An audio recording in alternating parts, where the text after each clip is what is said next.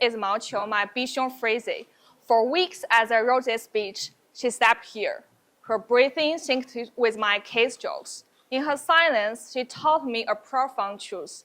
Love doesn't need words. It can be expressed passionately and purely through actions. Tonight, we'll explore how animals, whether the cherished pets or those trapped in cages, mirror the best and the worst of our humanity.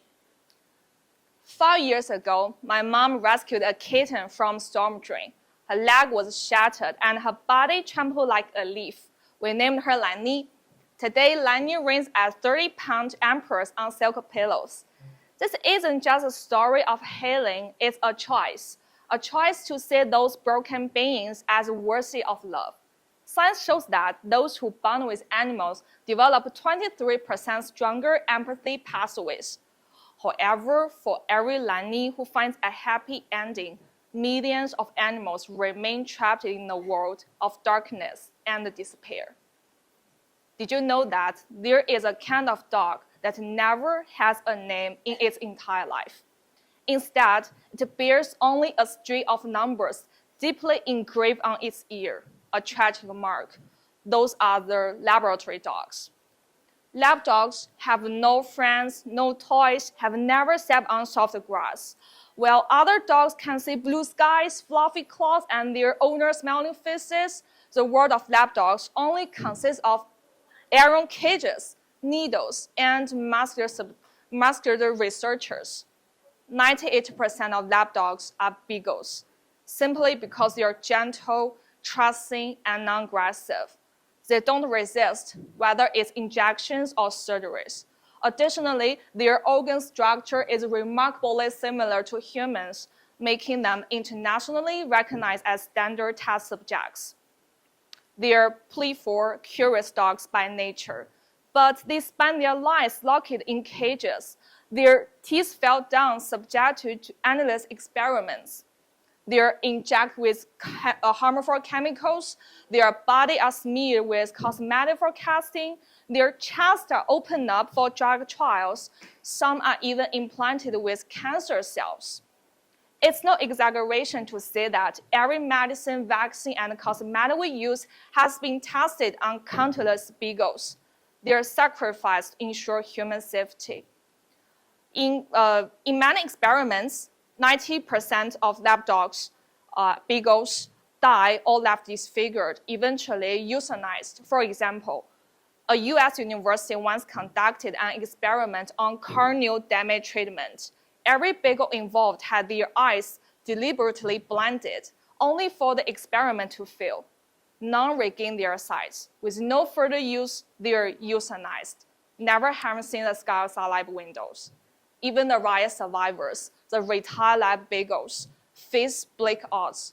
Only 10% can be adopted. The rest are discarded like broken equipment.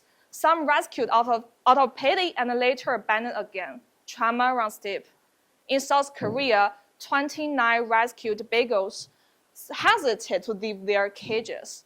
With encouragement, one stepped out, and other follows. They ran, hugged their rescuers, but their tails, though wagging, carried the weight of nightmares. Yet, they still try, because deep down, they're just dogs. Dogs who never asked for any of this, yet give it everything. On Red Note app, there is an account called Beagle Commune, a place where retired lab dogs wait for a second chance at life. They have endured the horrors beyond imagination, yet somehow they still smile. Their eyes shine, their tails wag. Against all odds, they still believe in love. Every pose is a quiet play. Could I be yours? They don't ask for much, just a warm, gentle hand and the freedom to finally live the lives that was stolen from them. Look at them. Really look into their eyes. Behind every grin is a survivor. They never choose to sacrifice for us, but after enduring what we call torture, their capacity to trust survives. How does this say about our humanity? Here is an uncomfortable truth we have buried. In China alone, thousands of street animals are poisoned to death yearly.